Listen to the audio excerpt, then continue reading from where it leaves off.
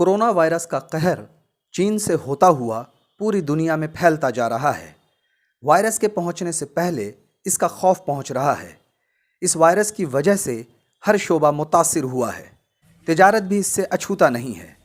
भागलपुर का कल्ब कहे जाने वाले शाह मार्केट में भी इस वायरस का खातिर ख्वाह असर देखने को मिल रहा है।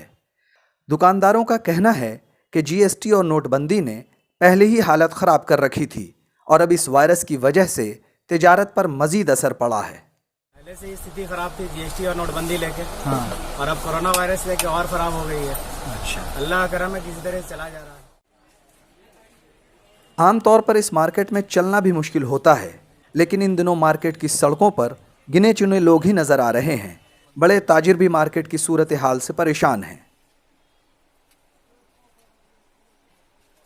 कोरोना के कारण मार्केट की स्थिति बहुत खराब हो गई है। मार्केट का बहुत बुरा हाल है और दुकानदार पैसे के लिए मोहताज हो गया है, जिसका वर्णन लफ्जों में नहीं किया जा सकता है। मोबाइल के पेशे से वाबस्ता आदिल का कहना है कि पहले उनके पास काफ़ी काम होता था, लेकिन फ़िलहाल सूरत हाल मुख्तलिफ है।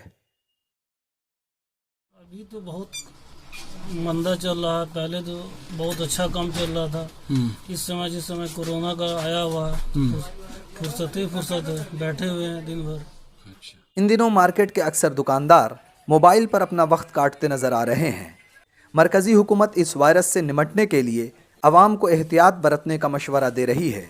दुकानदारों ने हुकूमत के इस मशवरे की सताइश की है। तिजारत की तो हालत ख़राब है।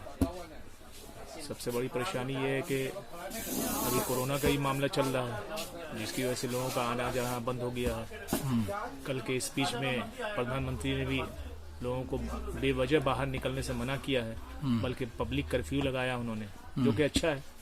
रही बात तिजारत की, वो तो नोटबंदी और जीएसटी के वक्त से ही बुरे दौर से गुजर रहा है। बहुत बड़ी परेशानी चल रही है बिजनेसमैन वालों को।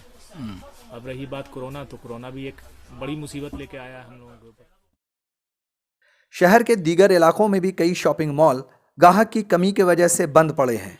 हम उम्मीद करते हैं कि हिंदुस्तान समेत पूरी दुनिया जल्द ही कोरोना वायरस पर काबू पा ले और आवाम की जिंदगी एक बार फिर पटरी पर लौट आए।